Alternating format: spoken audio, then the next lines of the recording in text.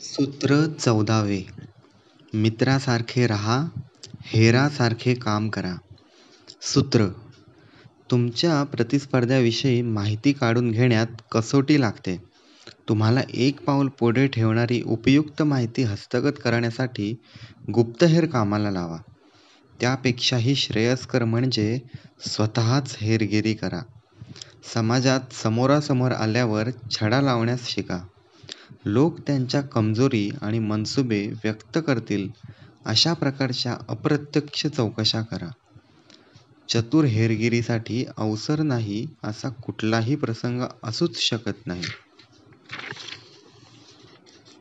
एखादा माणूस तुमच्याशी खोटा बोलतो आहे असे म्हणायला जागा असेल तेव्हा त्याच्या प्रत्येक शब्दावर तुमचा विश्वास आहे असे प्रतीत होऊ द्यात. त्यामुळे त्याला जास्तच चेव चढेल. त्याचे मुद्दे तो जास्तच आवेशाने मांडेल व शेवटी स्वतःचीच फसगत तो करून घेईल.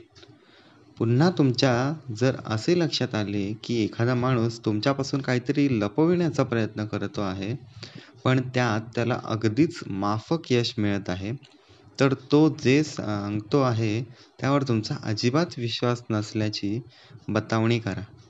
तुमच्या विरोधाने त्याचा उद्रेक होऊन तुमच्या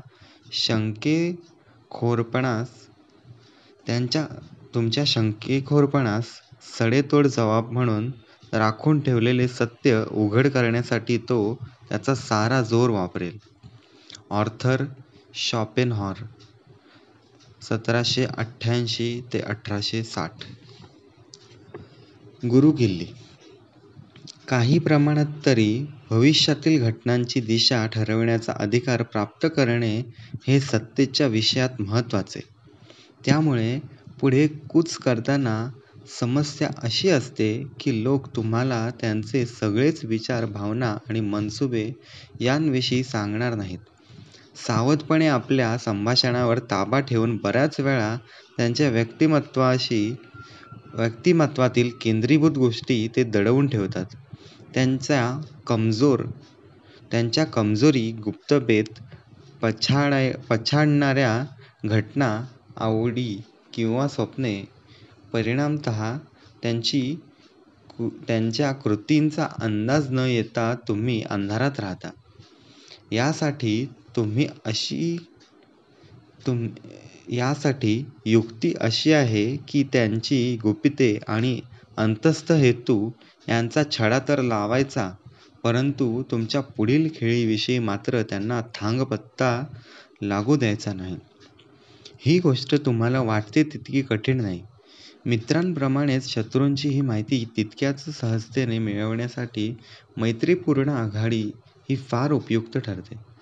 ज्यांना जायचे त्यांना कुंडली आणि टॅरो कार्ड्सच्या मागे जाऊ देत, पण भविष्यात डोकावण्याचा विश्वसनीय आणि धडधाकट रस्ता हा युक्तीने तुम्हाला खुला होतो. इतर लोकांचा वापर करून हेरगिरी करणे हा सामान्य पर्याय आहे. ही पद्धत सोपी आणि प्रभावी असली तरी त्यात धोका आहे. तुम्हाला माहिती तर निश्चितच मिळेल, परंतु जे लोक तुमच्यासाठी हे काम करत आहेत त्यांच्यावर तुमचे फार वर्चस्व राहू शकत नाही.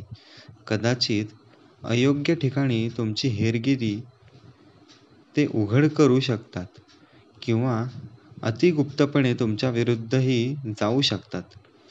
तुम्ही स्वतःच तुमचा हेर बनणे ही पद्धत जास्त विश्वासार्ह होय. वरवर मैत्रीपूर्ण राहून गोपनीयरित्या तुम्ही माहिती गोळा करू शकता, हे फार उत्तम. फ्रेंच राजनीतिज्ञ टॅलेरँड हा ह्या कलेमध्ये निष्णात होता. तो हेरगिरीचा अतिउत्तमरित्या वापर करीत असे. विनम्र संभाषणात लोकांच्या तोंडून युक्तीने बातमी काढण्याचे अकल्पनीय कौशल्य त्याच्यापाशी होते. टॅलेरँडचा संपूर्ण हयातीमध्ये उत्कृष्ट संभाषणपटू म्हणून त्याचा फार बोलबाला होता. प्रत्यक्षात मात्र तो फार मोजके बोलत असे. इतरांना त्यांच्या कल्पना उघड करण्यास भाग पाडत असला तरी तो स्वतःच्या कल्पनांबद्दल मात्र कधीही बोलत नसे. एखादे गंभीर गौप्य वाटावे, खरे तर ते त्याने रचलेले कुभांड असायचे. असे काही तो पटकन बोलून जायचा. मग श्रोत्यांची प्रतिक्रिया तो आजमावायचा. संमेलने आणि निरुपद्रवी भेटीगाठींच्या प्रसंगी नीट लक्ष द्या. खेळीमेळीच्या अशा वातावरणामध्ये लोक जरा निर्धास्त असतात. लोकांना बोलते करून तुम्ही त्यांना काही गोष्टी उजेडात आणण्याचा भाग पाडू शकता. या खेळीतील सर्वात चतुराईचा भाग म्हणजे तुम्ही लोकांमध्ये घेतलेला रस हे त्यांच्या दृष्टीने तुमच्या मैत्रीची खूण ठरते. परिणामतः केवळ बातम्या हाती न लागता तुम्ही कंपू देखील डेरेदाखल करू शकता.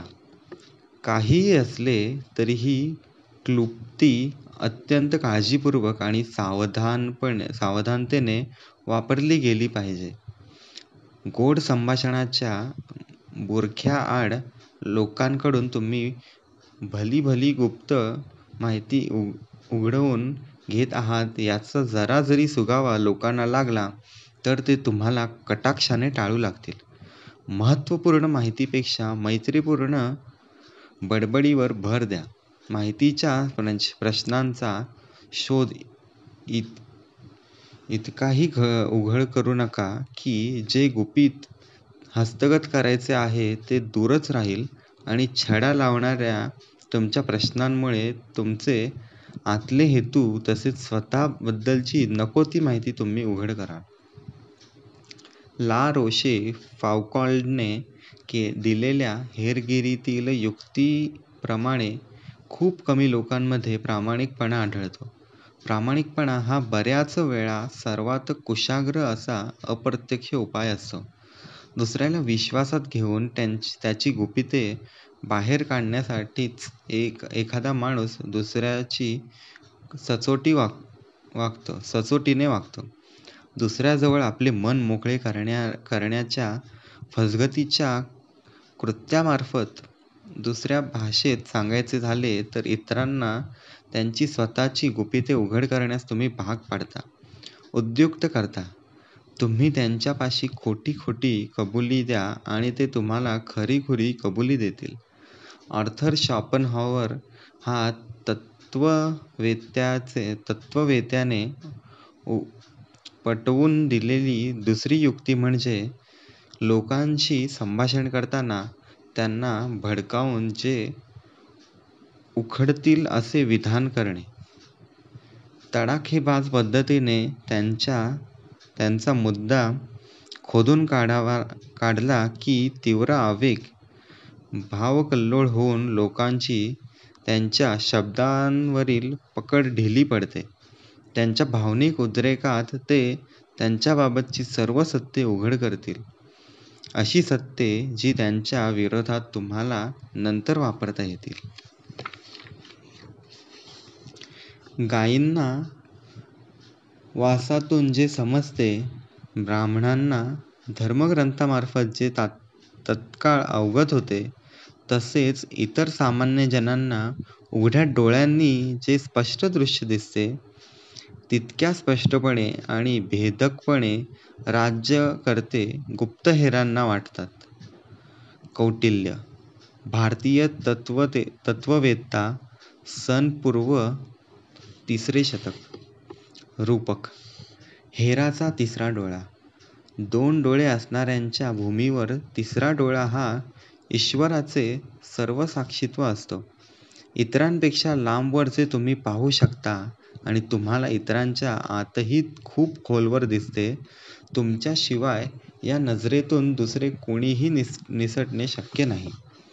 संदेश: बुद्धिमान राजा आणि निपुण अधिकारी चाल करताक्षणी शत्रूला जिंकतात. तसेच त्यांचे यश हे कुठल्याही सामान्य व्यक्तीपेक्षा झळकणारे घवघवीत यश असते. यामागचे कारण म्हणजे शत्रूच्या स्थितीचे नेमके ज्ञान त्यांना असते. हे आगाऊ ज्ञान कुठल्याही अतींद्रिय शक्तीमुळे वा भूतामुळे मिळत नाही. देवतांमुळे हे ज्ञान मिळत नाही. मागील घटनांचा अन्वयार्थ लावून हे ज्ञान प्राप्त होत नाही किंवा ते भाकितामुळे वर्तवता येत नाही. ज्या लोकांना शत्रूची स्थिती माहीत आहे अशा लोकांकडून गुप्तहेरांकडूनच ते मिळवावे लागते. Sun Tzu, the art of war, सन पूर्व 4थे शतक.